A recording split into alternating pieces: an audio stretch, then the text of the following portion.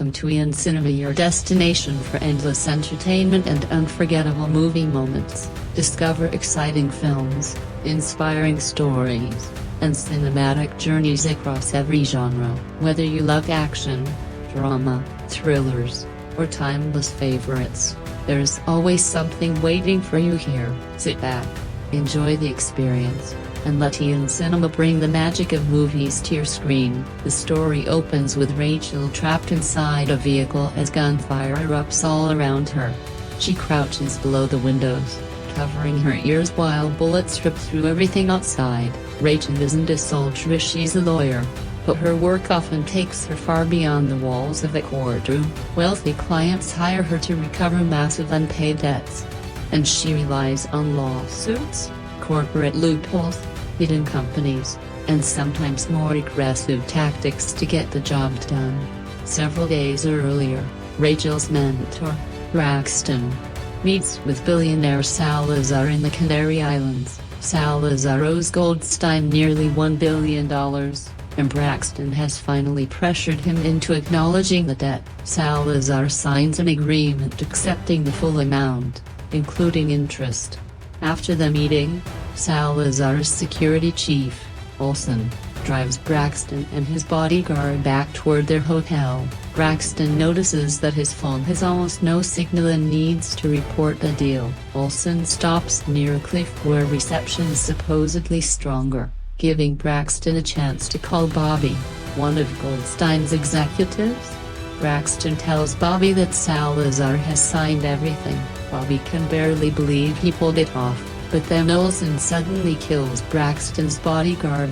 Braxton tries to escape, only to discover that Olson has remotely locked the doors. He's trapped inside the vehicle with the killer. Olson deliberately leaves him waiting before finally unlocking the door. Braxton immediately runs, but Olson shoots him before he can get away. He takes the signed agreement from Braxton's belongings and calls Salazar to confirm that the document has been recovered. Later, in New York, Rachel storms into Bobby's office, furious about Braxton's murder. She blames Goldstein's people for failing to protect him during such a dangerous billion-dollar case. Rachel demands control of Salazar's account. Bobby isn't convinced. He distrusts Rachel's methods, and bringing her onto the case will cost a fortune.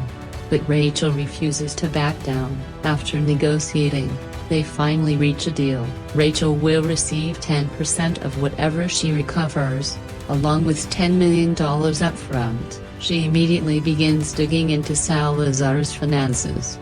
She discovers that his empire is hidden behind hundreds of fake names, shell companies, proxies, and corporate fronts. A conventional legal battle could take years, so Rachel decides to attack him on two fronts. Her regular legal team handles lawsuits, records, filings, and corporate research, while two specialist groups take care of the more questionable operations. Bronco leads the first team, which focuses on direct action, including sabotage, intimidation, disruption, and extraction. Sid runs the second team, relying on bribery, surveillance, corrupt connections, compromised officials, and planted information. The following day, Rachel and Bronco visit Salazar's lawyer, Horovitz, posing as potential clients. Everything remains calm until Rachel mentions Salazar's name. Horovitz immediately becomes uneasy and calls security. When a guard enters, Bronco makes it clear that trying to force them out would be a serious mistake.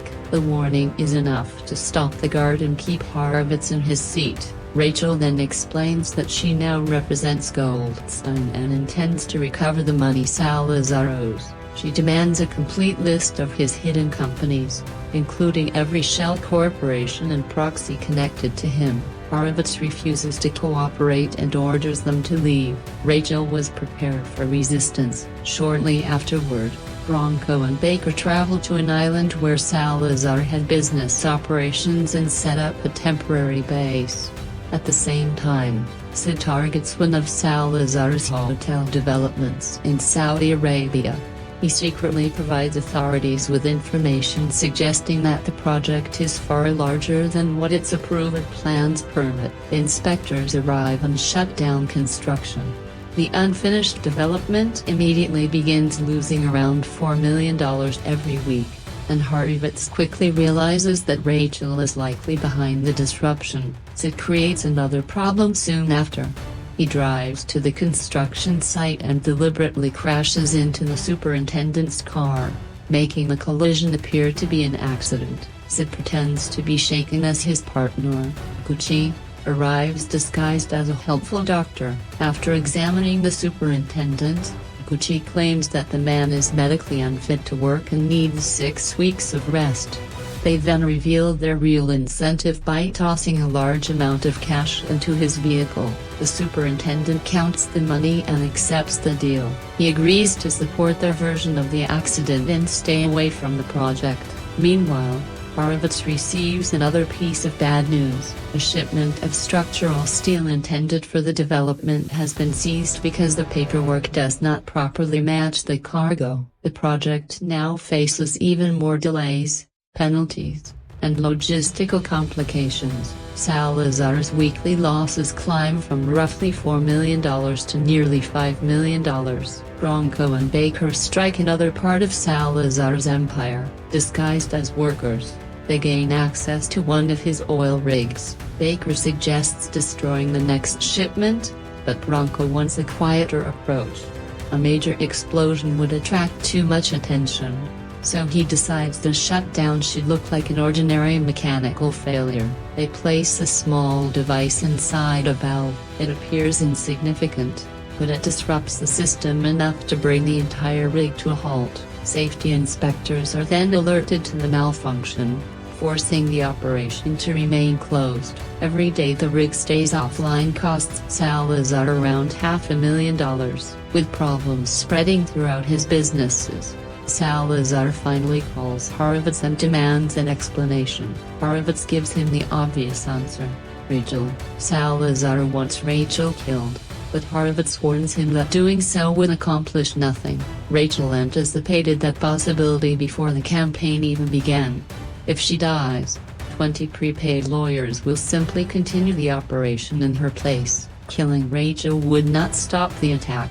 It would only remove the one person who might still be willing to negotiate.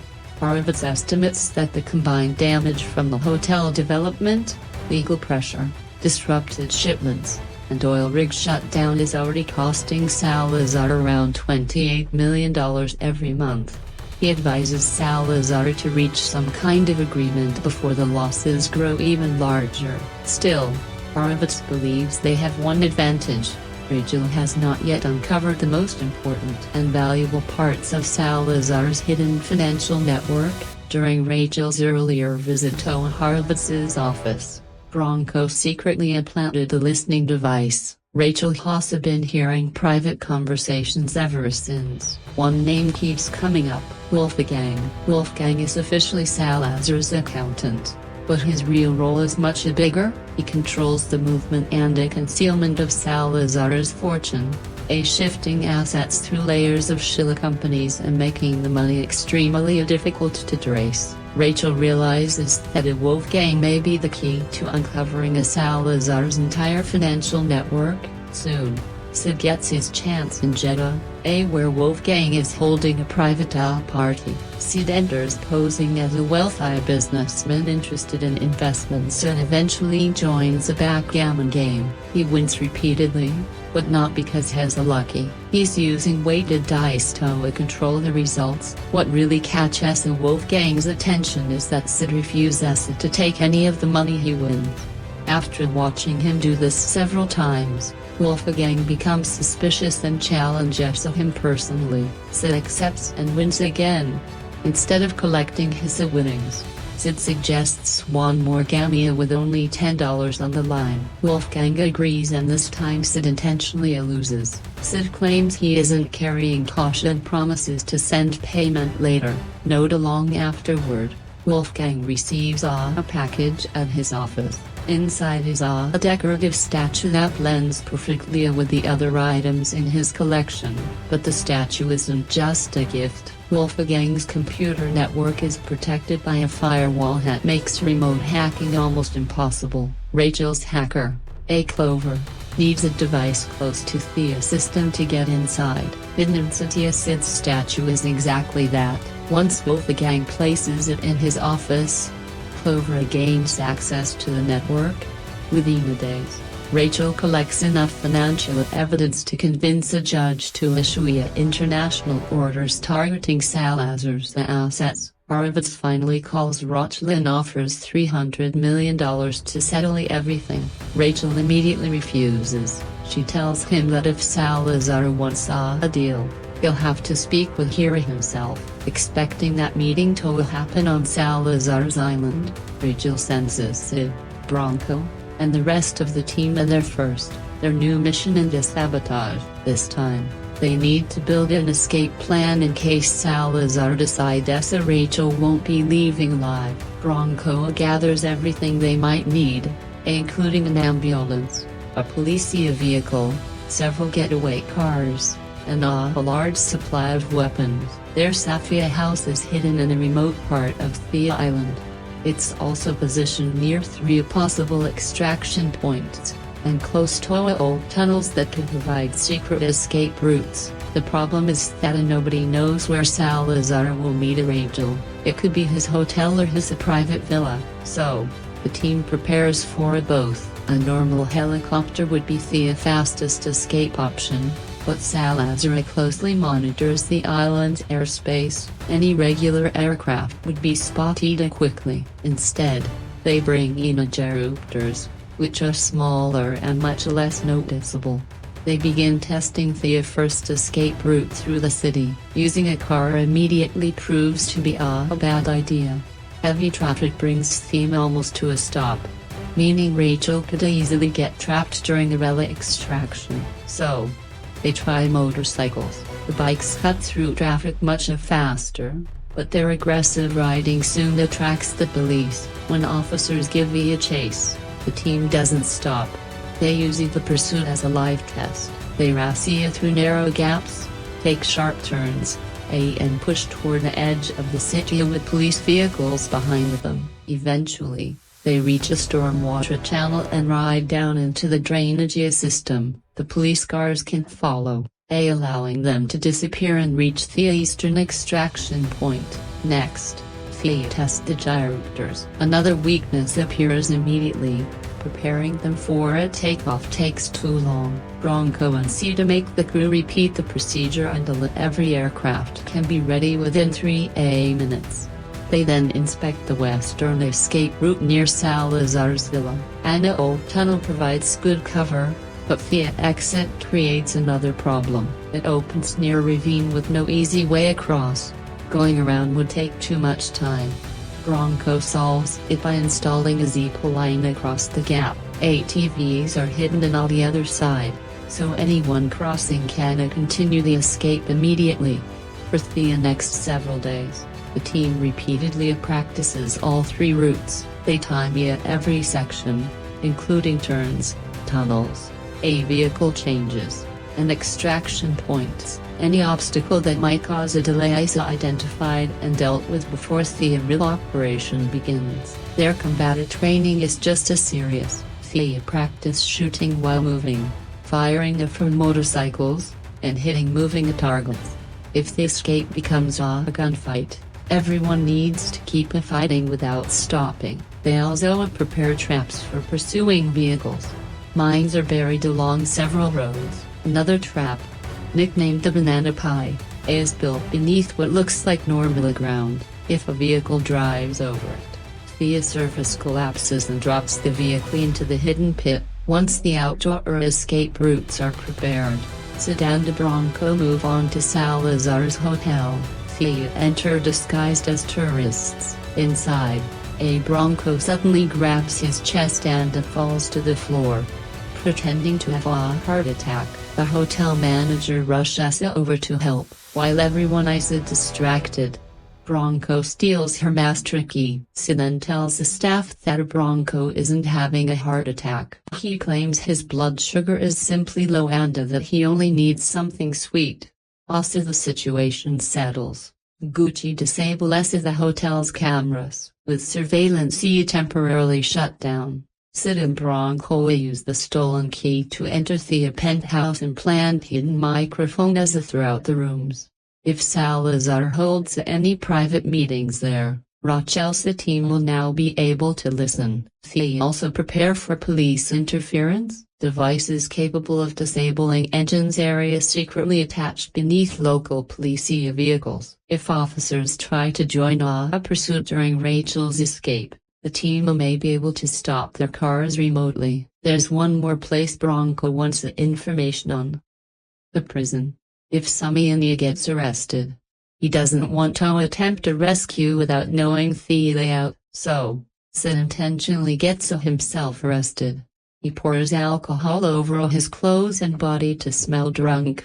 Then starts causing trouble in public. He shouts in the street, acts aggressively, and finally urinates in a full view of the police. The officers arrest him exactly as planned. On scene inside the prison, Sid studies everything he can. He tracks the camera locations, counts the guards, notices their weapons, and examines how the security system operates. After has released, he gives Bronco a full report. The prison's technology is badly outdated. Sid has even intercepted any of its wireless signals to demonstrate how vulnerable the system is. He uses his phone to remotely open the outside gate. With that information, the team begins preparing a prison rescue plan. Also another backup. During the preparations, Sid notices that they're being watched. It's also Salazar's security chief is following their movements from a distance. Neither side attacks. Sid and the others simply make insulting gestures toward him, and Dulcina responds in kind. By now, there's no need to pretend.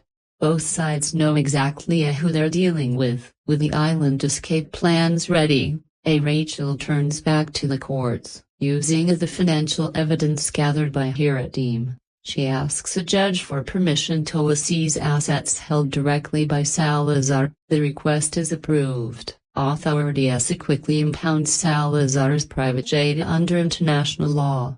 While his yacht is taken under maritime authority, Salazar is furious. He calls Horowitz and makes it clear he's done dealing with Rachel through lawyers. He wants to meet her himself. Rachel travels to the island where Sid picks her up. During the drive, he gives her a special watch fitted with an emergency button. If she presses it, the team will immediately receive her location. Rachel also thinks about why Sid and Bronco have remained loyal to her for so long. Years earlier, during one of their first operations together, both men ended up imprisoned in Chiang Mai. Rachel was the person who got them out. They've stayed with her ever since. On the way to the hotel, Sid notices a vehicle following them. He realizes they're being watched.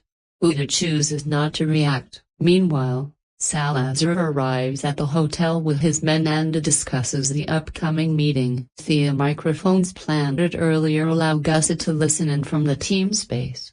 Just as the conversation becomes useful, the signal starts cutting out. Rachel soon arrives with Bronco and Sid acting as her security. She sits down across from Salazar. After everything Rachel has done to his businesses and assets, Salazar finally puts a serious number on the table, $350 million. Rachel refuses. Salazar raises it to $400 million. She still says number. Rachel makes her position clear. The debt is $1 billion and she intends to collect all of it. Salazar finally loses patience and ends the meeting. Back in the car, Rachel tells Clover to keep searching through Salazar's finances. She needs something even more damaging. Still frustrated by the failed negotiation, she asks Sid and Bronco to stop somewhere for a beer instead of going directly back to the safe house. They choose a small cafe. At first, nothing seems wrong. Then Gucci assesses several vehicles approaching through Thea drone feed. Men begin moving toward Thea Cafe from different directions. Ta enter and sit near the back. Bronco recognizes them from Salazar's hotel. Another two move toward the bar. More men remain outside.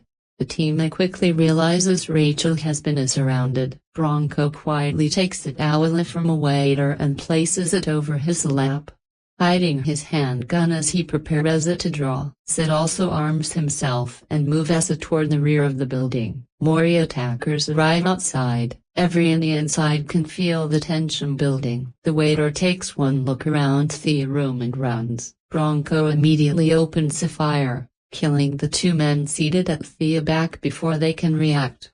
The rest of the team moves at the same time. Sid intercepts an attacker in the kitchen and kills him. Baker takes down another man near the bar.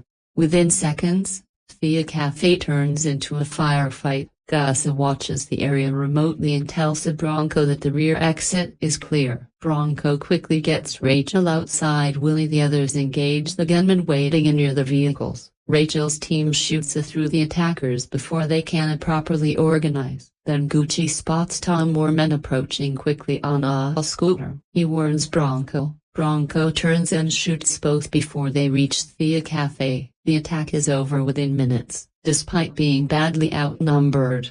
Rachel's team suffers no injuries. Thea is split into different vehicles and leave before reinforcements can arrive. Olsen later reports to Salazar that the assassination failed. When Horowitz discovers what Salazar attempted, as furious, he explains that trying to kill Rachel during an active billion-dollar financial dispute would give her exactly the legal opening she needs. Rachel might now be able to request emergency action from the courts, potentially exposing not only Salazar's legitimate companies, but also the businesses he has kept hidden for years. Salazar realizes how serious the situation has become and immediately calls Wolfgang, but it's already too late. Clover contacts Rachel with urgent news. Money is suddenly moving across Salazar's network. Funds are being transferred between accounts and companies as Salazar tries to hide his assets. Rachel sees this as an opportunity. Every transfer leaves a trail. She orders Clover to track the money and connect every secret company back to Salazar. Once ownership is proven, she wants those buzziness identified and frozen. Rachel returns to the safe house while her legal team goes back to court. They secure international attachment orders covering Salazar's holdings. The effects are immediate. Companies are frozen one after another. Bank accounts are locked. Assets areas seized. Businesses that once brought in huge amounts of money stop operating. Salazar's financial empire begins falling apart piece by piece. His people eventually realize Rachel must have access to information she shouldn't know. They search Wolfgang's office. Furniture, electronics, and decorations are inspected until they finally discover the transmitter hidden inside the statue Sid sent him. The device is removed, but they found it far too late. Rachel has already identified most of Salazar's important companies and connected them to him. Soon, Salazar invites Rachel back to the hotel for another negotiation. This time he offers $800 million.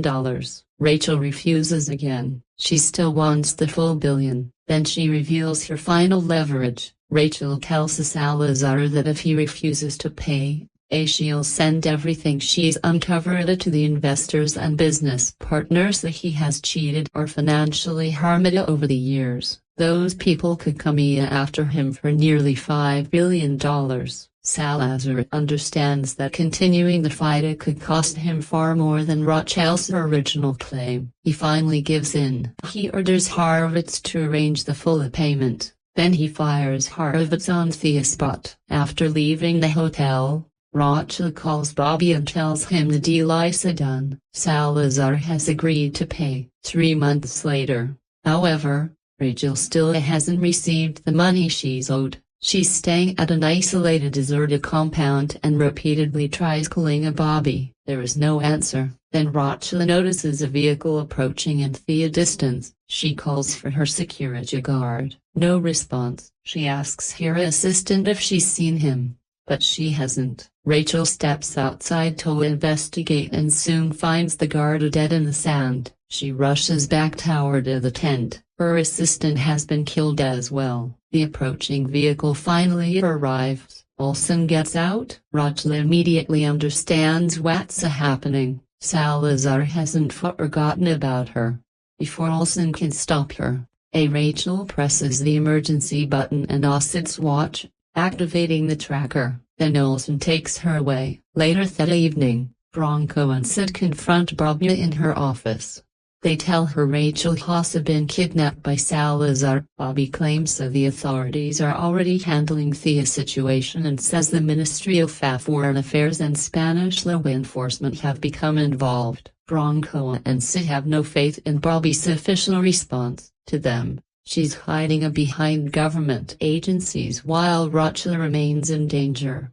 They remind Bobby of the principle Rachel has enforced throughout the entire case. A debt is a debt. And Bobby still hasn't paid Rachel what she's owed. Meanwhile, Rachel is being held inside a prison under Salazar's control. Salazar visits her personally. His frozen assets still haven't been returned, and he's furious that Goldstein hasn't reversed the damage after their agreement. So, Salazar has created his own bargaining chip. Rachel. He believes threatening her life will force Goldstein to act. Rachel tells him he's made a serious mistake. Goldstein hasn't even paid her after 3 months. If Bobby and Goldstein actually cared about her, they wouldn't have ignored their own obligation for this long. As far as they're concerned, Rachel tells him she's no longer useful. Salazar isn't interested in hearing it. He gives Rachel an ultimatum. Somehow, she must convince Goldstein to honor the agreement. If she fails, Salazar will kill her. Soon, Bronco, Sid, and the rest of the team return to the island. Everything they prepared during their earlier operation is still waiting for them. The safe house is intact. The vehicles remain hidden, the equipment untouched and their escape traps area still in place. This time, they're noted preparing for a possible emergency. They're breaking Rachel out. The team splits up. Bronco and Sid put on police uniforms, take the police vehicle Thea acquired earlier, and drive straight toward the station where Rachel is being held. The disguise works perfectly. They enter without being questioned, and headed toward the weapons room. When an officer comes too close, they quickly overpower and handcuff him before he can raise the alarm. They grab several firearms and move toward the cells. Only a few officers are guarding the area. Bronco and Sid take them down one by one, disarming some and beating others before locking the officers inside the cells themselves. They then give Rachel the keys. Rachel frees herself, but stays hidden while Bronco and Sid move toward the station's main office. They enter with their weapons raised and order everyone inside to surrender. The officers hesitate until Bronco and Sid make it clear that resisting isn't an option. They drop their weapons. For a moment, the rescue is going exactly as planned. Then, 5 more officers walk through the front entrance. Sid orders them to stop. Instead, they reach for their guns. Sid and Bronco immediately open fire. A close-range shootout erupts inside the station. The 2 men move through the office, taking down every officer who tries to fight back. Outside, more patrol cars are arriving. The building is quickly surrounded. Rachel, Sid, and Bronco are now trapped. That's when Baker steps in. Rather than using the front entrance, he creates a new way out. An explosion blows open the rear wall of the station. Through the smoke and debris, Rachel, Bronco, and Sid race through the opening and reunite with the rest of the team. Everyone piles into a getaway car. Police vehicles immediately give chase. The team speeds into the countryside using the same route they practiced over and over during their earlier preparations. They know every turn, but the police begin firing. Bullets slam into Thea's getaway car, tearing through Thea's bodywork and badly damaging the vehicle. Sid knows they won't last much longer, so he activates the explosives planted along the road. A series of landmines detonates beneath the pursuing police cars. The blasts disable the convoy, leaving the vehicles wrecked across the road. But the police still have another option. They launch a surveillance drone and continue tracking Rachel's team from in the air. The group races toward the extraction point. When they arrive, the gyrocopters are already prepared for a takeoff. For a moment, it looks like they've made it. Then the drone reaches them. It drops an explosive directly onto the building containing the aircraft.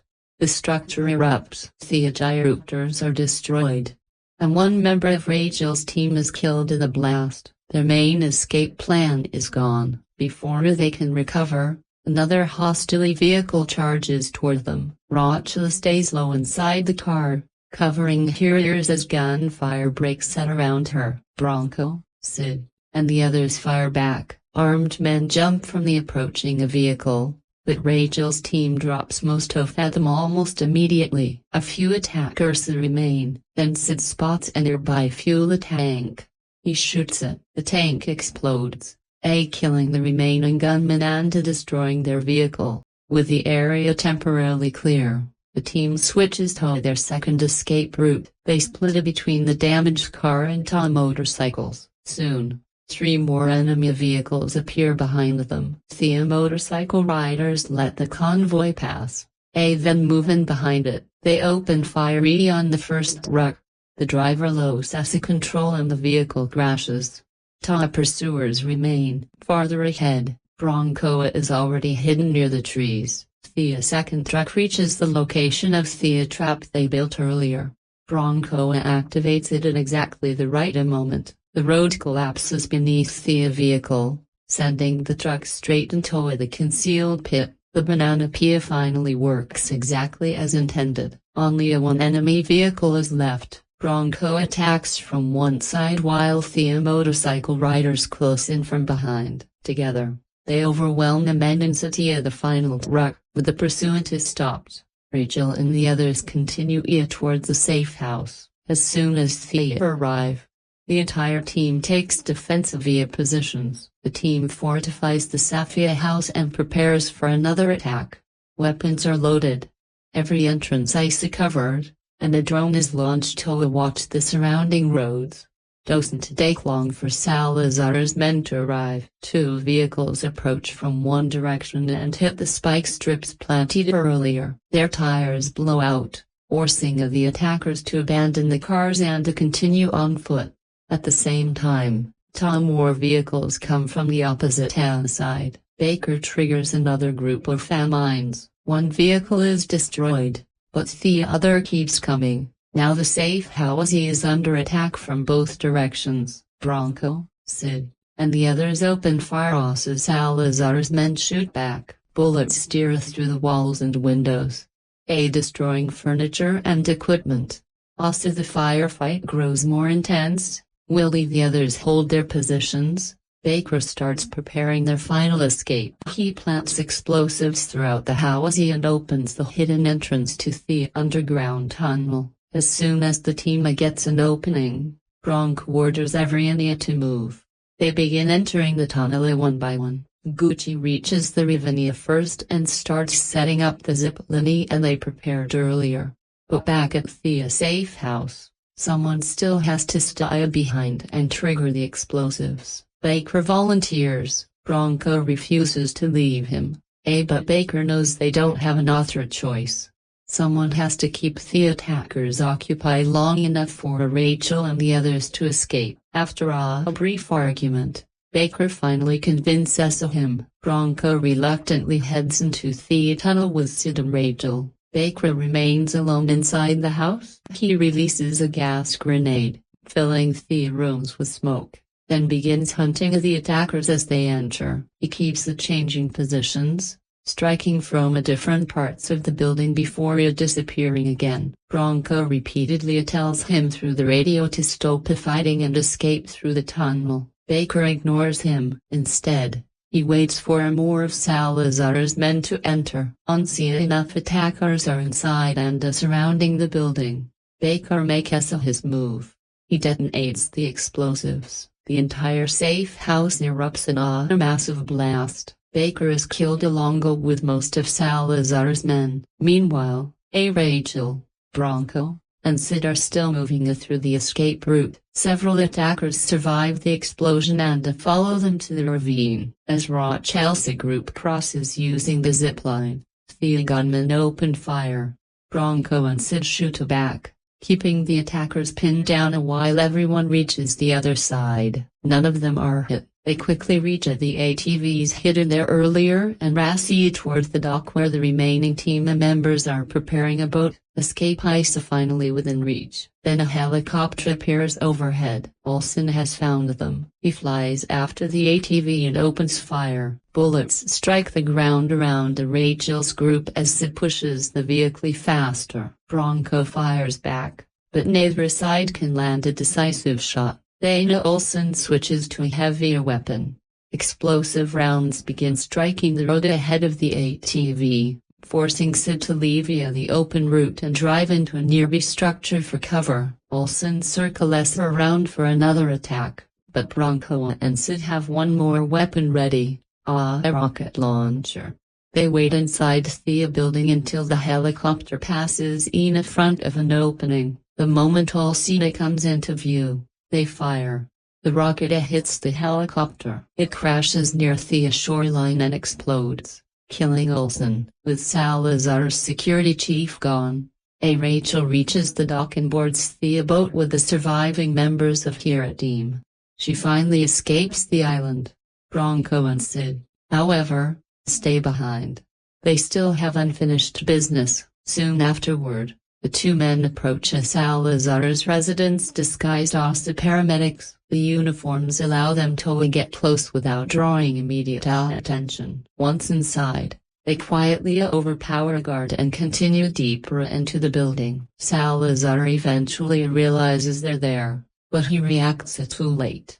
Bronco gets close enough to inject him with a strong sedative. Salazar quickly passes out. They place him on a stretcher and wheel him outside. To anyone watching, it simply looks like two paramedics transporting an unconscious patient. They load him into an ambulance and leave. Getting Salazar out of the city requires an author plan. His unconscious body is wrapped in a plastic and secured to an ATV. Bronco and Sid take him through the Sammy's storm drain system they tested earlier, avoiding the roads and slipping past Salazar's remaining forces. Near the coast, a ship is waiting. Salazar is taken aboard. Sometime later, authorities in Miami receive a container containing a very unexpected passenger.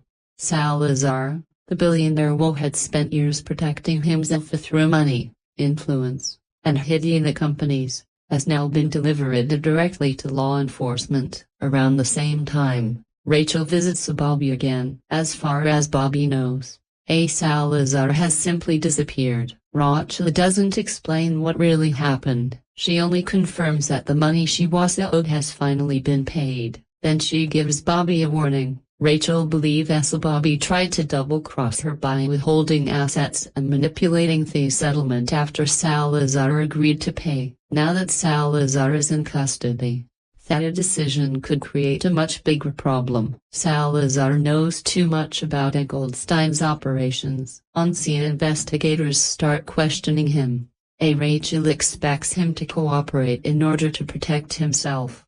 And if he starts talking, he may reveal that Goldstein helped finance parts of his criminal network. Goldstein will then need someone to take the blame. Rachel believes that person will be Bobby. She leaves after delivering the warning. Soon afterward, Goldstein receives a phone call. The basic setup of Inthea Gray is actually pretty fun. You have got this massive billion-dollar debt sitting at the center of the story. A powerful man who has no intention of paying either back and the team that operates somewhere between legal pressure, corporate muscle, espionage, and straight-up a tactical force. So instead of a traditional heist where everyone is trying to steal the money, the movie basically flips that idea around. The money is already owed. The job is figuring out how to get it back, and in a paper. That's a good hook. What makes it a little more interesting is that the team doesn't just kick down a door and start shooting. A huge part of the movie is about preparation. They study the opposition, work through different scenarios, build escape routes, use surveillance, manipulate situations, and try to stay several moves ahead. There's this constant sense that everybody is playing some version of chess except half the pieces are lawyers and the other half have automatic weapons. I actually liked that idea more than I expected to. There's something satisfying about watching capable people prepare for things properly. A lot of action movies skip over that completely. Someone says here's the plan and 10 minutes later everything explodes. Here the planning itself is part of the attraction. You see contingencies being discussed. You see different routes being tested. You get a sense that these people are supposed to be professionals, not random action heroes surviving through luck. The problem is that the Grey likes its planning a little too much. There are stretches where the movie explains something, shows people preparing for that exact thing and then later shows them actually doing it. By the third time you've gone through the same idea. Some of the fun has already leaked out of it. Instead of wondering how are they going to get out of this, you're sometimes sitting there thinking, right, this must be the part Thea explained 20 minutes ago. That's where the strategy starts working against the suspense. A clever plan is usually exciting because you either don't know the whole thing yet or because something goes horribly wrong and the characters have to improvise. This movie often gives you so much information up front that it reduces the surprise. It wants you to admire how carefully everything has been constructed.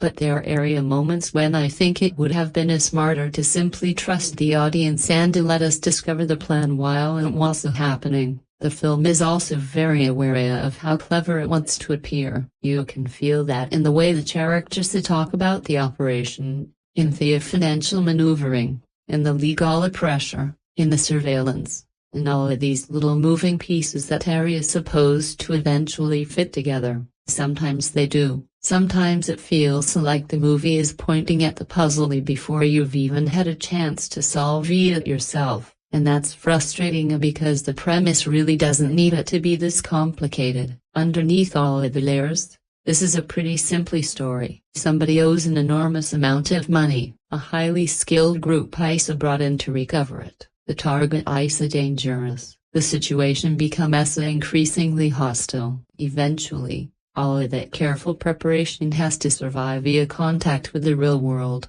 That simplicity isn't automatically a weakness either. Honestly, the data collection angle gives the movie a personality on its own. It's basically a heist movie with the protagonists trying to take back something they believe already belongs to them. That creates an interesting little twist because the characters can see themselves as professionals doing a legitimate job, even while their methods become increasingly questionable.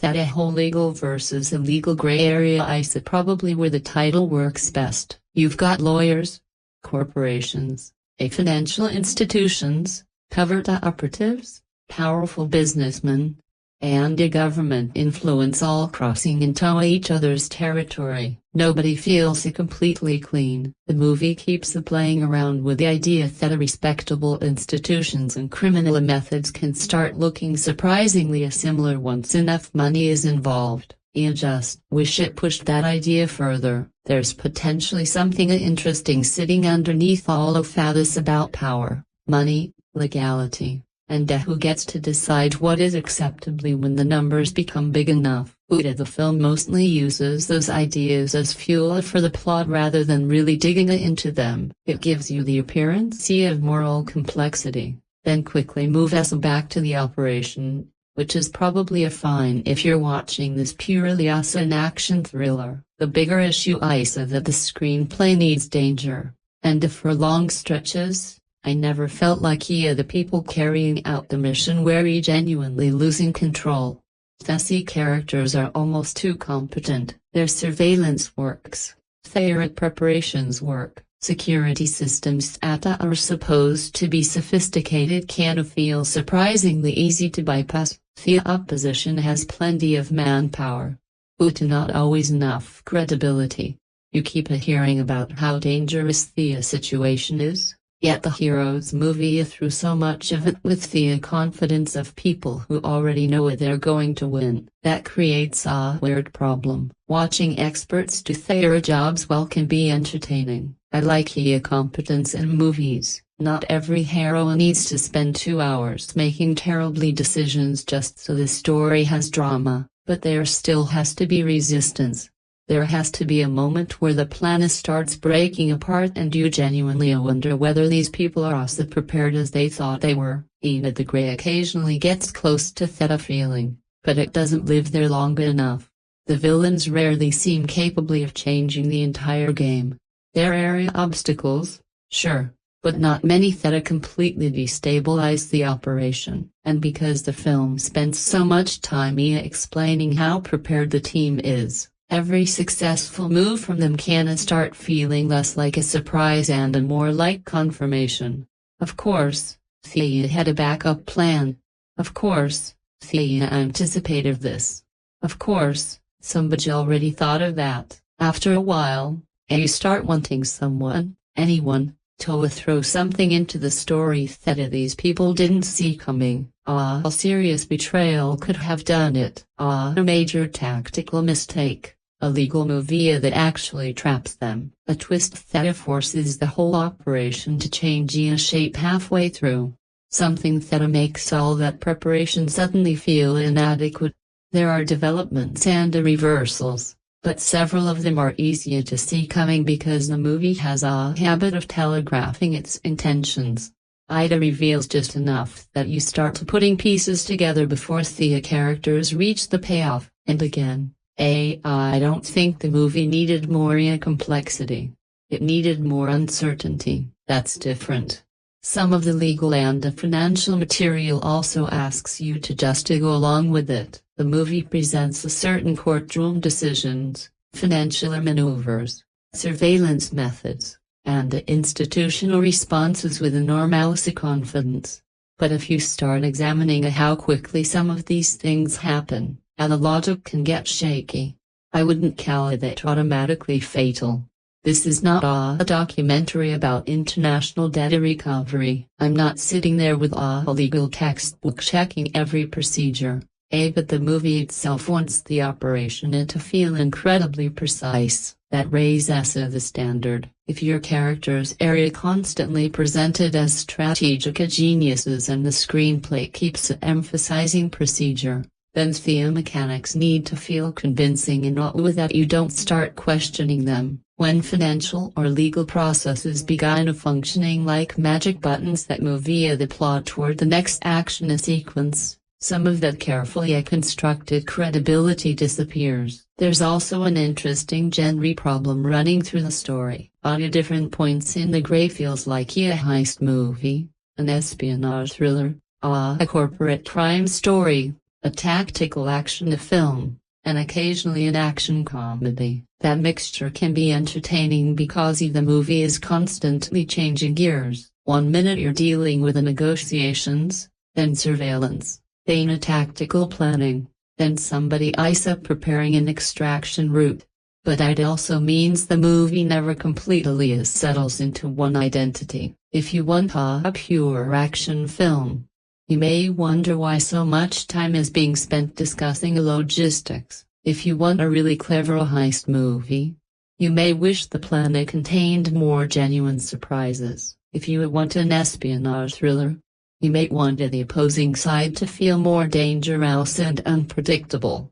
And if you're interested in the moral side of the story, the film doesn't spend enough time there to really develop it. So, the screenplay ends up living in the semi-gray area as the title. There's enough of several different genres to keep things moving, but maybe not enough of any one of them to make the movie feel completely distinctive. Still, I can't pretend the central idea doesn't work. A billion-dollar collection job treated like a military operation is a pretty entertaining concept. The legal idea gives it a different flavor. The planning creates structure, and the whole thing has that pleasure of watching a team assemble a complicated solution to what initially looks like an impossible problem. I just think the movie mistakes up preparation for tension a few too many times. The strongest version of Eiza's story probably keeps the same premise, keeps the same tactical mindset,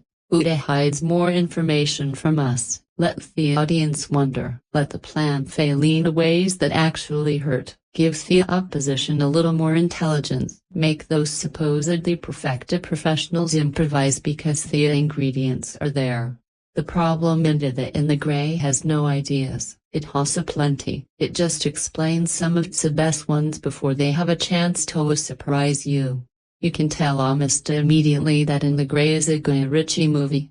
It's in the editing, the attitude, the way people talk to each other, the expensive clothes, the confidence, the constant feeling that everybody in the room thinks they're the smartest person there. Even before the action really gets going, the movie is already moving like a Ritchie film. Quick cuts, slick camera work, clippy conversations, little bits of humor are dropped into serious situations. For people who love that style, there's a lot here to enjoy. The movie has a swagger. Maybe too much swagger at times, but it definitely has it. Even if fairly basic scenes are dressed up with enough visual energy and personality that they rarely feel completely flat. Someone walks into a room, a plan gets discussed, a few insults are exchanged, and somehow Ritchie still finds a way to make it feel like everybody is performing in a much cooler version of reality. That's always been part of his appeal. He can take people standing around talking and make it feel like an event. When In the Grey is working, that confidence carries the movie. The dialogue has attitude. The characters bounce off one another. Jake Gyllenhaal and Henry Cavill get some deadpan exchanges that give the film a bit of a life. And Eiza González has that calm, controlled delivery that fits the wholly high-end fixer atmosphere.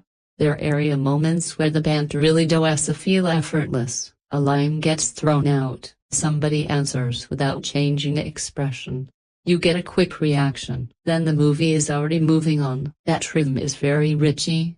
But there's another side to it, and I think this is where the movie becomes a lot more divisive. Sometimes the dialogue stops feeling sharp and starts feeling like a dialogue that knows it's supposed to be sharp. There's a difference. You can almost feel the film waiting for you to notice how cool everybody sounds. The characters constantly speak with a level of confidence that can be entertaining for a while. But when nearly everyone is operating on the same frequency, the attitude starts losing its impact. Cool works best when it feels natural. Here, there are moments the word gets dangerously close to smug, and depending on your tolerance for a Ritchie's style, that might either be part of the fun or exactly what drives you crazy. The comedy has the same problem. Some of it lands really well. There are these quick dry interruptions that break up the seriousness without completely changing the tone. Gyllenhaal and Cavill are probably the strongest when the humor is understated. They can throw a line away and make it funnier by barely reacting to it. But a few running jokes get pushed too far. Once a joke works, the movie sometimes comes back to it again and then again, and eventually you can feel the original spark disappearing. That's especially noticeable with some of the banter between Sid and Bronco, depending on the viewer. Those jokes may feel like a playful chemistry or something the movie keeps leaning on after the point has already been made, and that's interesting because older Ritchie films often felt like the humor came out of the personalities. Here, sometimes it feels like the personalities exist, so the movie can keep generating the humor. Small difference, big effect. The voiceover is another very Ritchie choice, and this is probably where his style helps and hurts the movie at the exact same time.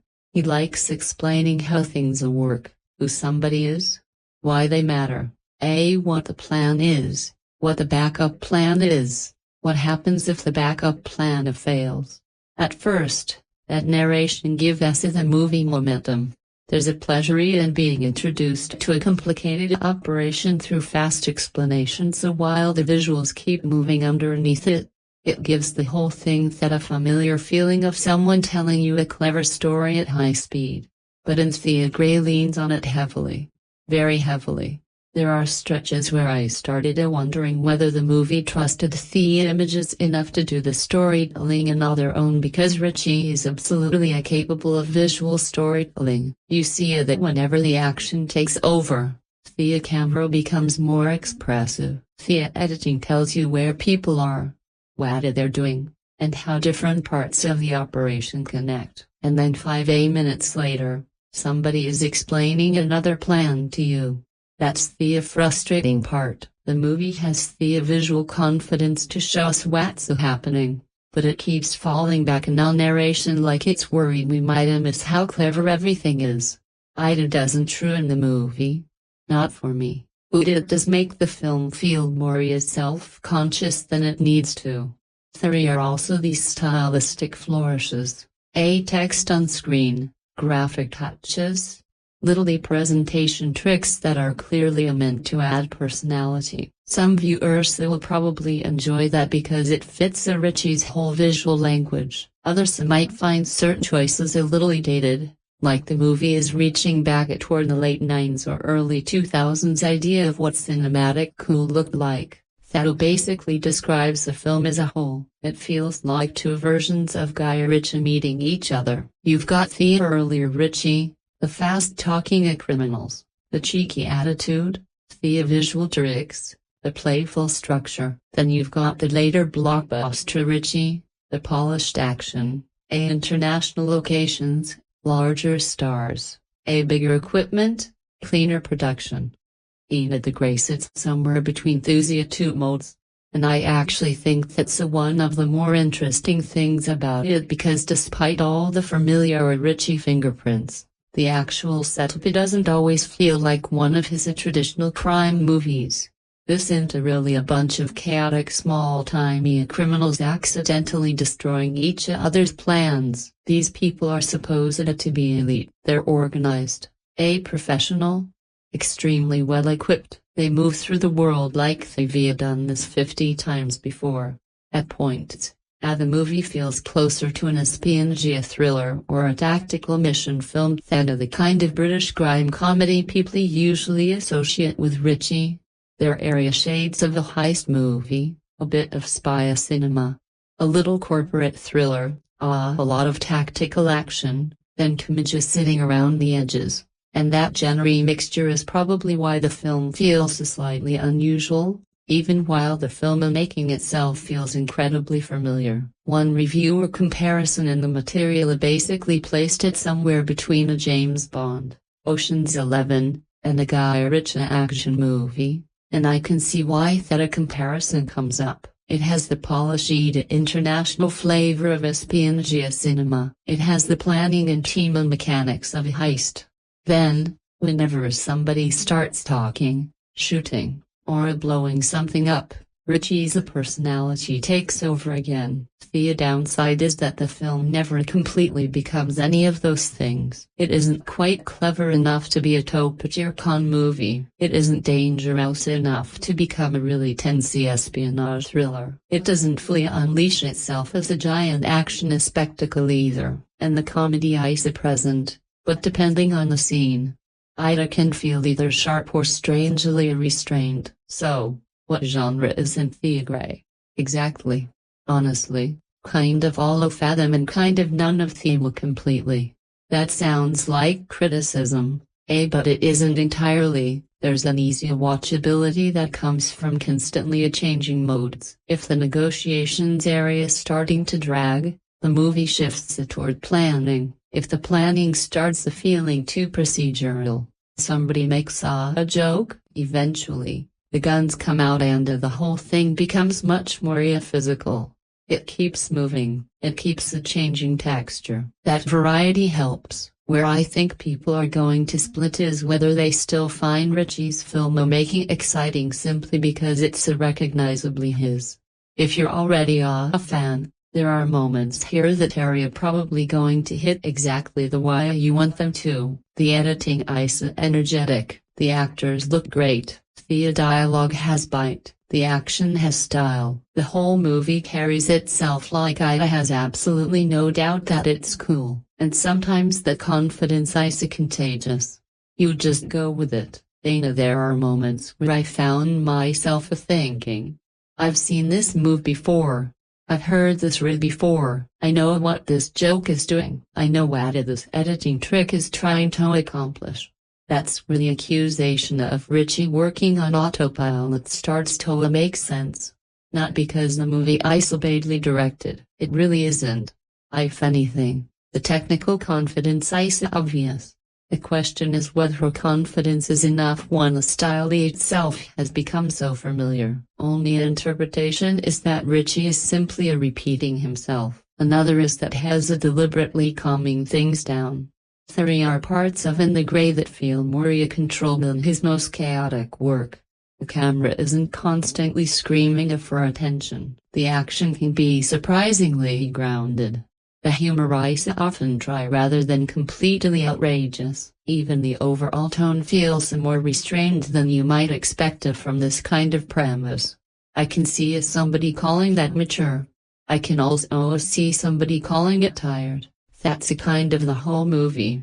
The exact same creative decision can look disciplined from one angle and underpowered from another. Even the international setting feeds into that debate. Some viewers seem to enjoy Ritchie taking his usual style into this larger, more global world of corporate power and covert operations. It gives the movie a slick jaded quality. Others feel his voice works better when it's rooted in the British criminal environments that made his earlier films distinctive. Take that personality out of that world, and maybe some of the humor, rhythm, and character types start feeling less organic. I don't think the movie gives you a definitive answer either way. What it does prove is that Ritchie's style is still recognizable within seconds.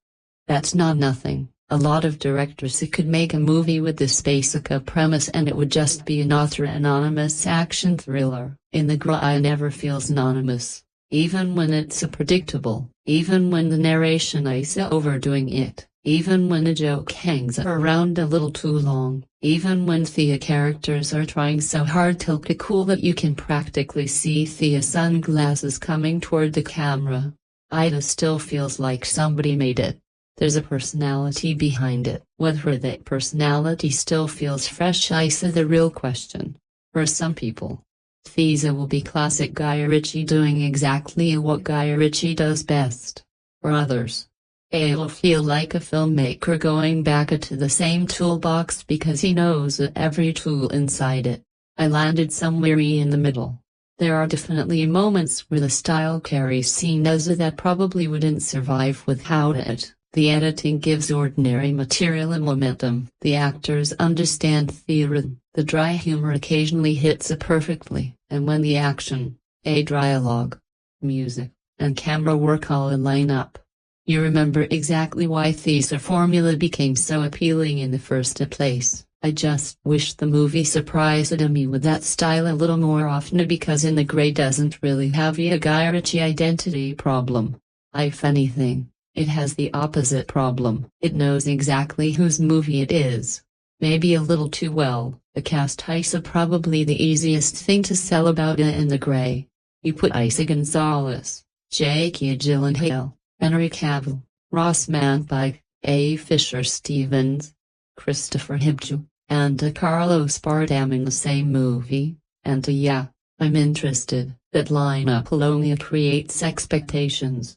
Not even because every actor needs some huge dramatic showcase, but because you assume a cast like this is going to bring personality into every corner of the film, and to be fair, a lot of the time they do. The problem is that the actors are often giving the movie more personality than the characters actually have on the page. that difference becomes pretty noticeable. Eiza González is basically at the center of the operation, and I can't completely understand why some people came away thinking she was the stand-up. She has the confidence the role needs. She carries herself like somebody who is used to walking into dangerous rooms and to being the one person who still thinks that she has control of the conversation. There's a very deliberate calmness to the performance. She doesn't need to be the loudest person in the scene because the character is supposed to have power before she even starts talking. For some viewers, that works extremely well. She gives the film a kind of sharpness that helps hold all the planning and the exposition together. And considering how much of this movie depends on somebody explaining complicated situations without completely killing the energy, that's not a small job. I also like that the movie allows her to actually lead. She isn't standing around while Cavill and Gyllenhaal handle everything.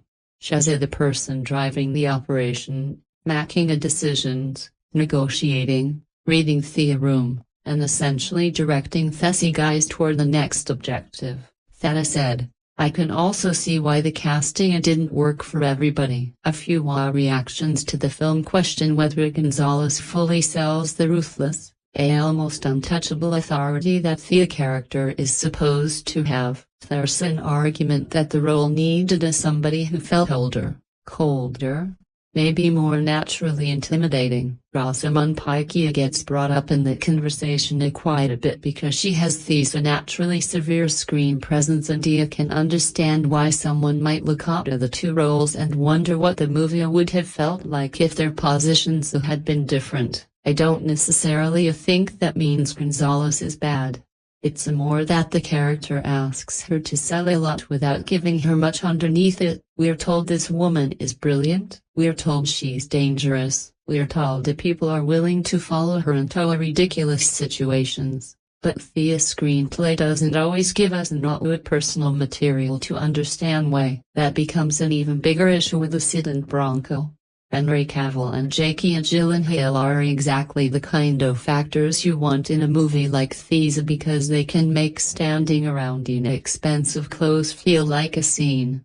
Gyllenhaal probably gets the most mileage out of what he's given. There's a looseness to him that helps. He can make a little look, a throwaway response, or a dry line feel more alive than it probably was on the page. Even when the dialogue isn't doing much, he has enough natural screen energy to keep you watching. Cavill is playing in a slightly different register. He has that very controlled, almost immovably coolness that actually works pretty well beside Gyllenhaal because the contrast gives the scenes texture. Gyllenhaal can be a little more elastic. Cavill sits there like he's already decided how the conversation is going to end. Together, they're fun, not constantly brilliant, not some all-time action pairing, but fun, and honestly, there are stretches where their chemistry is doing a lot of the heavy lifting. The movie clearly wants Sid and Bronco to feel like guys who have done this kind of work together for a long time. There's casual banter, dry jokes, little bits of irritation, and the comfortable people develop when they already know how the other person is going to react. Some of that lands really well. Other parts feel like the film is trying a little too hard to convince you these guys have history. That's the recurring problem with the characters, and in the gray history is implied more often than it is actually felt. We're given a tiny amount of backstory explaining why these men are so loyal to the woman leading them. Apparently, she helped them out of a terrible situation in the past, and that's supposed to do a lot of emotional work very quickly. I get the idea. She saved them. They trust her. Now they'll go through hell for her.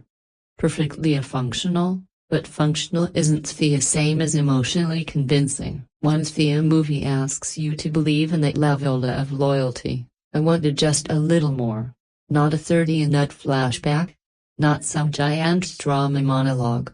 Just a scene or two where you actually feel the relationship underneath the mission, because without that, these people can start feeling like job descriptions. The lawyer, the muscle. the other muscle, the corporate boss, the villain, the enforcer, the technical guy. Everybody has a function. Not everybody gets to become a person. And this is where the cast almost works against the film because these are recognizable, charismatic actors. You naturally expect more from them. You see a Gyllenhaal and Cavill standing there and your brain starts filling in depths added the screenplay hasn't necessarily earned. The movie benefits from that, but it also exposes the writing. There are moments where you think, imagine what these scenes would feel like with the performers who didn't have this much a presence. Probably much flatter. Rosamund Pike is a good example of that. She doesn't need a huge amount of screen time to give a character authority. She walks into a scene and you immediately understand that this person has power. That helps, but the role itself can still feel more like a mechanism in the story than somebody you're deeply interested in.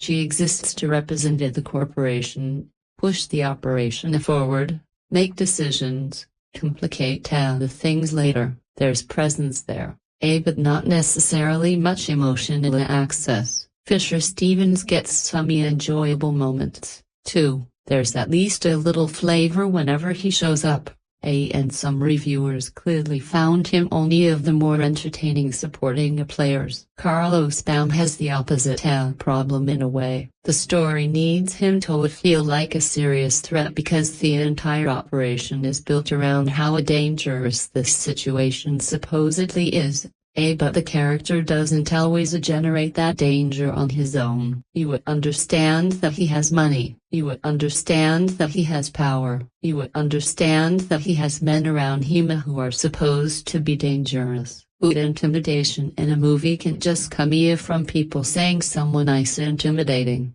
At some point, you have to feel it, and I'm not sure the supporting villains are given enough space to build that kind of presence.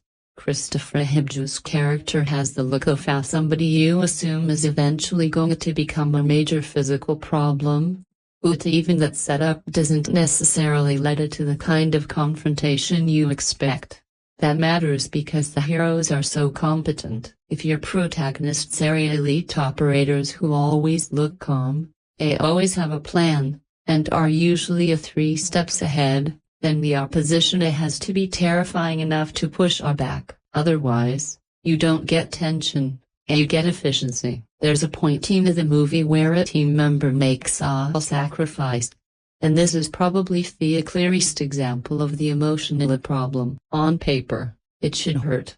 Someone gives his life so the others can keep moving. That should be the memento where all the cool surfaces crack for a second. But the film hasn't spent enough time making that person matter to us, so instead of feeling devastated, you will mostly register the event. Oh, that happened, and then the story continues. That's rough because you can see exactly what the scene is trying to do. It's notably conceived, it just hasn't been prepared emotionally. You can create attachment retroactively.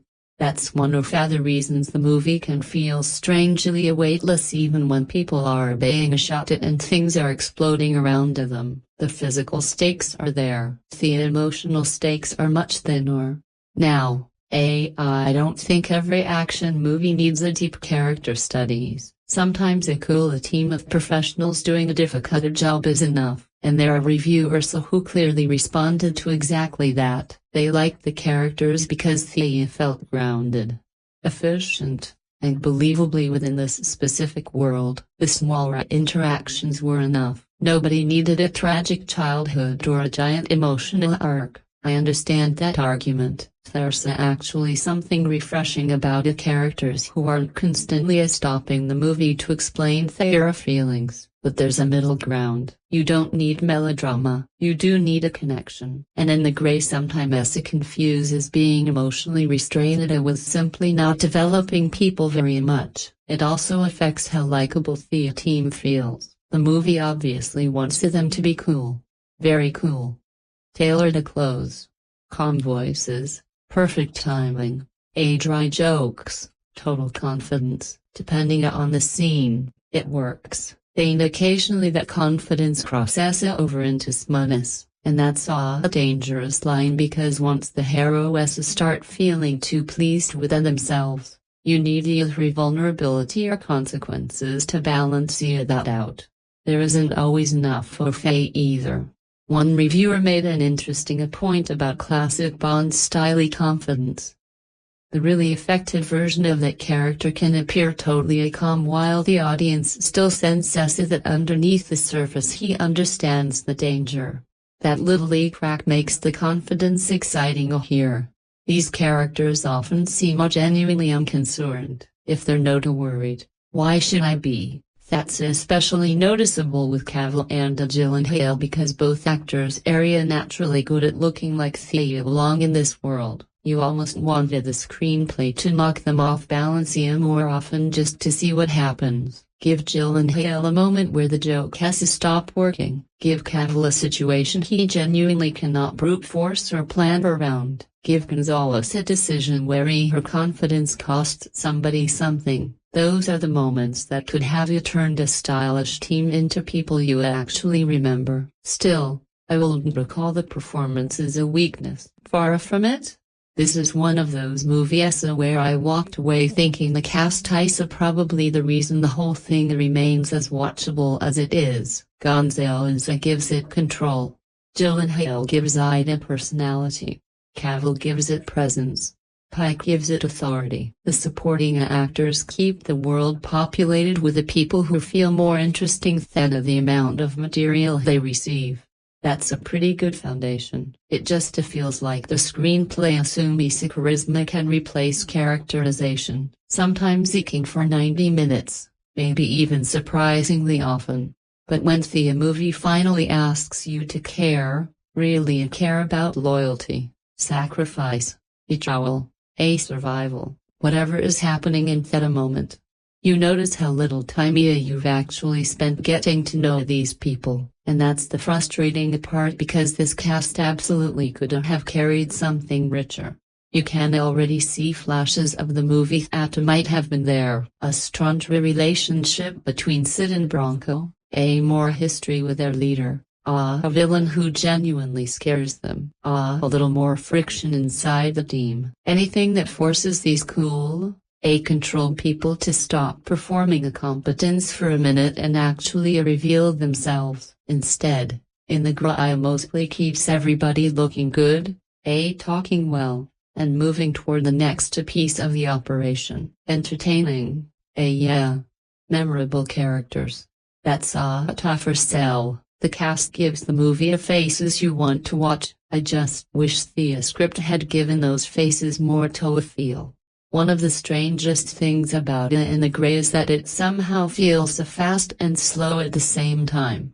That sounds contradictory, but I think that's exactly what the movie is doing. The editing is quick, scenes move fast, people talk fast, information is constantly being thrown at you. The movie rarely sits still for very long, and on a purely mechanical level, there's always something happening. Dramatically, it takes a while before the film really feels like it has started. The opening throws you straight into this world of operatives, lawyers, money, surveillance, negotiations, contingency plans, and people who apparently already know each other very well. For the first 10 or 15 minutes, was mostly trying to figure out what everyone was and what role they were supposed to be playing. The movie doesn't really ease you into anything, it just starts moving and assumes you'll catch up. And eventually you do. Once the pieces become clearer, the passio becomes a lot easier to enjoy. The first hour especially is basically the team being assembled, the problem being defined, and this increasingly elaborate operation starting to take shape. If you like planning in movies, there's definitely something satisfying about that. If you came expecting Henry Cavill and Jake Gyllenhaal to start shooting people every 5 minutes, though, you might spend a decent chunk of the first half wondering where the action movie went. That's where some of the criticism makes sense for a film marketed around elite operatives and tactical action. Ina the Grey spends a surprisingly large amount of time talking about what might happen instead of actually letting it happen. The movie can feel like it's accelerating even when it hasn't really moved anywhere emotionally. That's a weird distinction, but an important one. The edits are fast. The payoff is not. You can have a scene where people are talking very quickly, cutting between locations, explaining three different parts of a plan, and technically the movie has a lot of momentum. But if I'm still waiting for the main conflict to really kick in, it can still feel slow. And Ina the Grey lives in that zone for a while, then the action arrives. And to be fair, when Ritchie finally lets the movie become physical, it gets a lot more fun. The gunfights have clarity. You can usually tell where people are and what they're trying to accomplish. That sounds basic, but plenty of action movies turn every firefight into a blender of shaky cameras and random cuts. Here, there's usually an actual tactical objective behind the shooting. Characters move with purpose. They use cover, they split up, they communicate. Vehicles aren't just there because somebody thought a chase would look cool. They're worked into the operation. There are cars, off-road vehicles, motorcycles, boats, helicopters. The whole thing starts feeling like a large tactical playground once the second half opens up, and I really like that the characters generally behave like professionals. They aren't constantly making stupid decisions just so the screenplay can create another action scene. They prepare. They anticipate our problems. They know what they're doing. There's a pleasure in watching competent people be competent. The downside, of course, is that competence can absolutely destroy suspense if the movie isn't careful.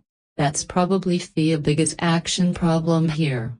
The heroes are so prepared that you rarely feel like they've genuinely lost control. They have a plan, then another plan, then an escape route, then another escape route, then some backup for the backup. After a while, you're not really wondering whether they're going to survive. You're wondering which previously explained solution the movie is about to use, and those are not the same kind of tension. The film definitely tries to create jeopardy.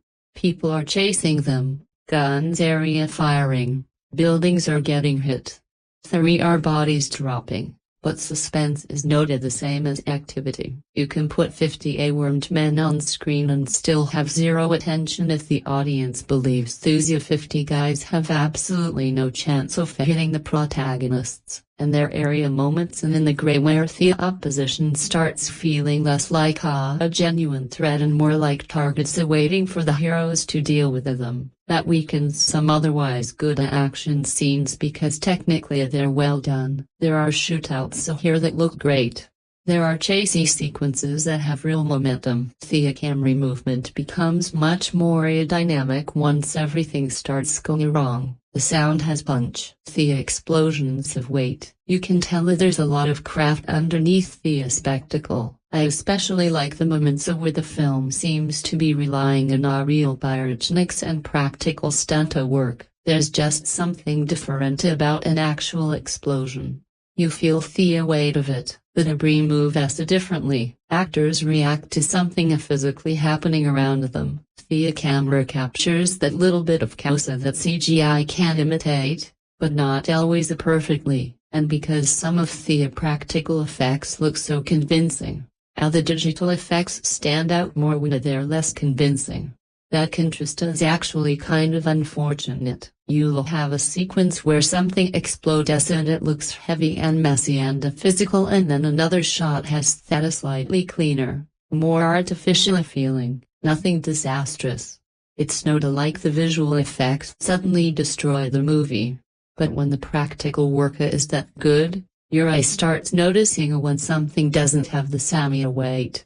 The overall technical presentation is still one of the stronger aspects of the film. The locations help a lot. This movie looks expensive even when it may not always behave like a giant blockbuster. You get these jet environments, luxury spaces, A. Open landscapes, expensive vehicles, A. Villas, roads, coastlines. Everything has this polished international look that fits the characters because they are supposed to be people operating in a world where money basically removes the normal limitations. There's also a nice contrast between the elegant surroundings and the chaos that eventually tears through them. Perfectly addressed people, beautiful location. Then somebody starts unloading an automatic weapon.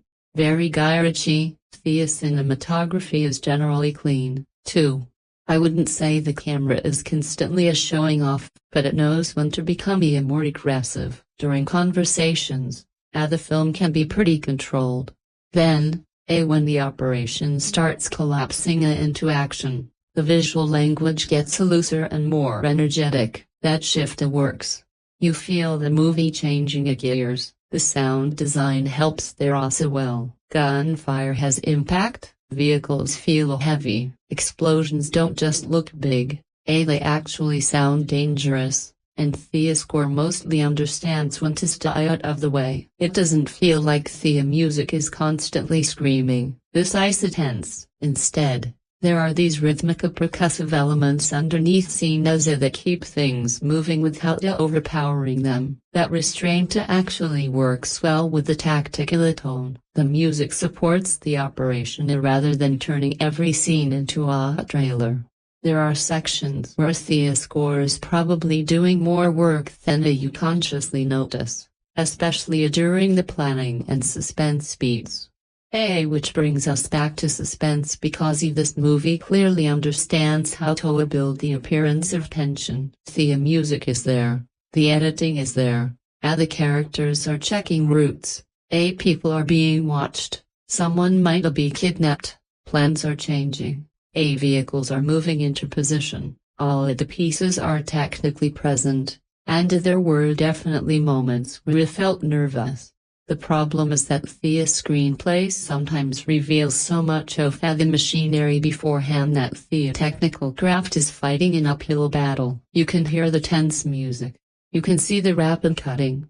But in the back of your head, you're also thinking, okay, they already practiced this. That takes some air out of the scene. Imagine how much stronger some of these sequences would be if we didn't know the full plan, if we were rediscovering the escape route at the same time the characters were using it. If something suddenly failed and there wasn't an obvious contingency ready. If the villain did one thing nobody predicted. That's the version of the movie where the action could have gone from entertaining to genuinely gripping. Instead, a lot of the suspense comes from execution rather than uncertainty. Will they pull off the thing we already know they intend to do? For some people, that's enough. There's absolutely an appeal in seeing a plan move from theory to reality. It's almost like watching a complicated machine finally turn on. You've been shown all the pieces, now you get to watch them work. I understand why some viewers love that. And when all of those pieces start coming together in the later sections, the movie does have a satisfying rhythm. The second half is unquestionably livelier than the first. The rescue and escape material gives the film the urgency it was missing earlier. Suddenly, all that talk about routes, vehicles, weapons, contingencies, and insecurity actually has a purpose. The movie starts cashing the checks it spent the first hour writing. My issue is that the balance feels slightly off. We spend so much time preparing for the action that some of the action almost feels shorter than the explanation. That's why I understand the people who say the movie needed another 20 or 30 minutes. Normally, I would never look at a fast action thriller and think, you know what? This needs more runtime, but here, maybe it does. Not more exposition. Absolutely not. More breathing room. Let us sit with the team for a little longer. Let the mission develop. Separate the planning from the execution instead of stacking them on top of each other. Give the villains time to become genuinely threatening. Then when everything goes wrong, the action would feel earned rather than scheduled. There are also a couple of action expectations that the movie sets up and never really pays off. You've got intimidating henchmen, you've got Cavill and Gyllenhaal. You naturally expect somebody to eventually throw away the guns and have a proper physical confrontation, and not really. The film is much more interested in the shootouts, vehicles, tactical positioning, and large-scale escape mechanics than traditional hand-to-hand combat. Depending on what you want from an action movie, that may not bother you at all. But I understand why some viewers felt like a major confrontation was missing, especially when the film seems to tease one. You can't give me the tough guy stare down and then not let those guys eventually hit each other. There are rules. Not official rules, obviously. But come on, the third act is probably where all of these strengths and weaknesses collide. Technically, it's the most exciting stretch. The passy is aggressive, there's more action. The planning starts paying off. The practical effects get room to shine. The movie finally becomes the large tactical action thriller it has been promising. And yet, if you have already predicted how several pieces will fall into place, Eiza can also feel strangely safe. That's why reactions to the ending are so different. Some viewers find Eiza satisfying because all the preparation finally clicks together. Others find Eiza flat because the outcome never feels seriously in doubt. I landed somewhere between those positions. I enjoyed watching the operation unfold. I just didn't feel the level of anxiety that the movie clearly wanted me to feel. And I think that's the best way to describe being the gray. Technically, it's impressive in motion. The camera work is polished, the action is readable, the vehicles and explosions give it scale, the sound design has weight, the locations look fantastic, the editing keeps everything moving at an almost ridiculous speed. But underneath all of that craft, the movie is sometimes missing the one thing technical that expertise can't manufacture by itself: uncertainty. I can admire a perfectly executed escape. I'm just going to carry a lot more for a few minutes. I honestly believe it might not work. The Grey is one of those movies where you completely understand both sides of the reaction. I can understand somebody walking out saying, "That was a blast." I can also understand somebody else leaving the exact same screening wondering how a movie with this cast, this director, and this much polish ended up feeling so disposable. That's a kind of where the movie lives, somewhere in the middle. And weirdly enough, that probably makes the title more appropriate than anything else. I went into it expecting something fairly lightweight, especially considering how a little noise seemed to surround the release. For a Guy Ritchie movie starring people like Jake Gyllenhaal, Henry Cavill, González, and Rosamund Pike, you'd expect a lot more attention around it. Instead, it almost felt like the movie just appeared. A few posters, a little promotion, then suddenly it was here. That lack of build-up probably lowered expectations for some viewers, and honestly, that may have helped the film, because if you go into Negra expecting some major reinvention of the action thriller, I think you're setting yourself up for a disappointment. It's noted that movie, it isn't trying to completely change the genre. It doesn't have some unbelievable twist that makes you rethink everything you watched. It's not especially deep. It's not particularly subtle, and I seriously doubt anybody is going to spend weeks debating what it all meant. But if your expectation is basically, give me attractive movie stars, expensive locations, tactical action, dry jokes, a ridiculously elaborate plan, and Guy Ritchie making everything look cooler than it probably has any right to, then yeah, there's a decent chance you're going to have fun. Sometimes that really is enough, and I think that's why the reaction to this movie has been so strange. A lot of its weaknesses are also things certain viewers simply aren't going to care about. The story is familiar. Okay. The characters are incredibly deep, fine. The hero's area probably too competent, sure. Thea villains could be more threatening? Definitely.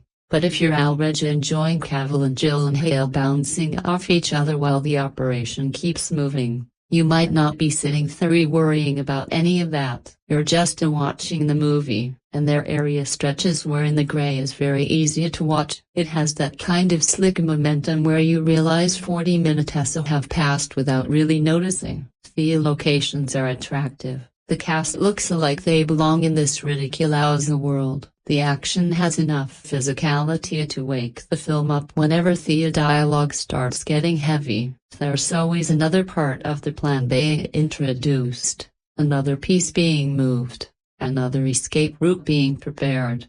It's busy, maybe too busy, but rarely a completely lifeless.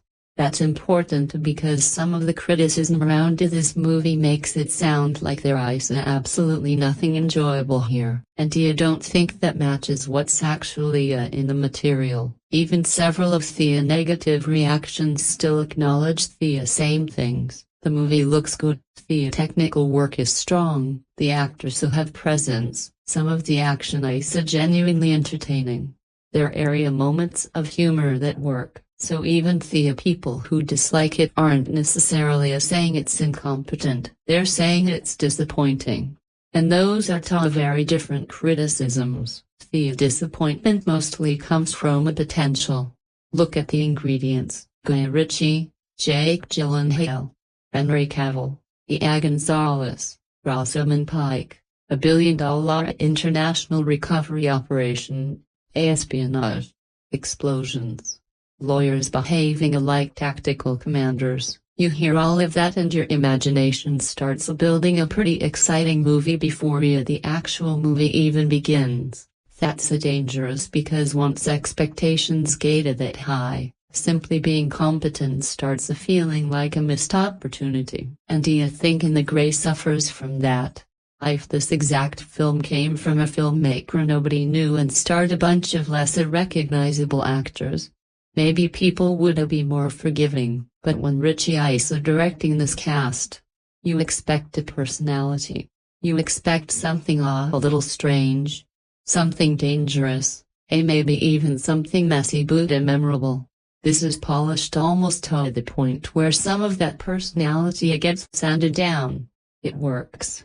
It does the job. It completes the mission, and then you start asking yourself whether completing the mission was enough. For some people, absolutely.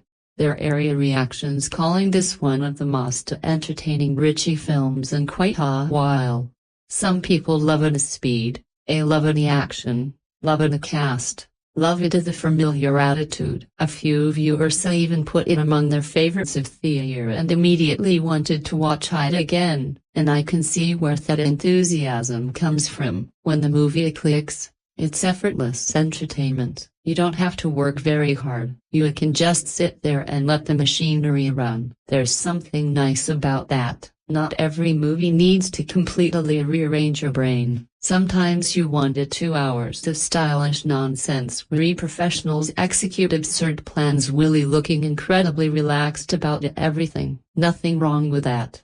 But there's also a large group of reactions that basically says, yeah, but Guy Ritchie used to make this kind of thing feel special, and that criticism hits so harder because the gray is constantly reminding you of other movies without necessarily becoming the movie you remember instead of them. You can see bits of heist cinema, bits of spy movies, bits of Ritchie's older crime work, bits of his larger modern action films. The problem is that the movie doesn't always find that one element that belongs completely to itself. The debt collection premise comes closest.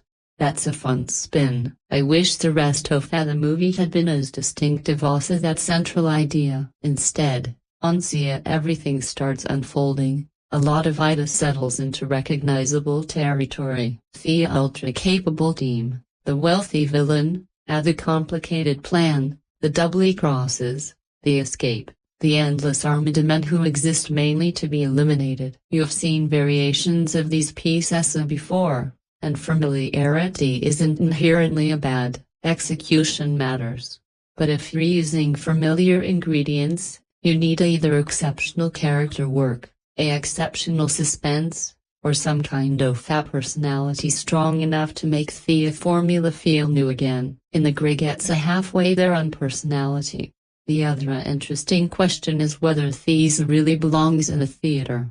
The reactions are split on that, too. Visually, I get the argument for the bigger screen. The landscapes look good, the vehicle sequences benefit from scale. The explosions have more impact. There's enough technical polish here that you're not watching something that feels cheap or visually designed only for a television. But at the same time, I completely understand the streaming a movie comments.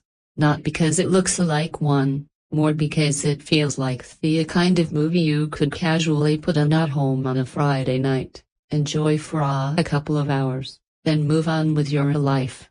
There isn't necessarily that urgency of you need to experience these right now. It's more, yeah, when you get around to it, you'll probably have a decent time. And honestly, that may be where this movie eventually finds its audience. It's easy viewing, it has famous actors. It's accessible. The plot is simple enough to follow, even when the movie spends too much time explaining it. There's action, there's a comedy, there's style.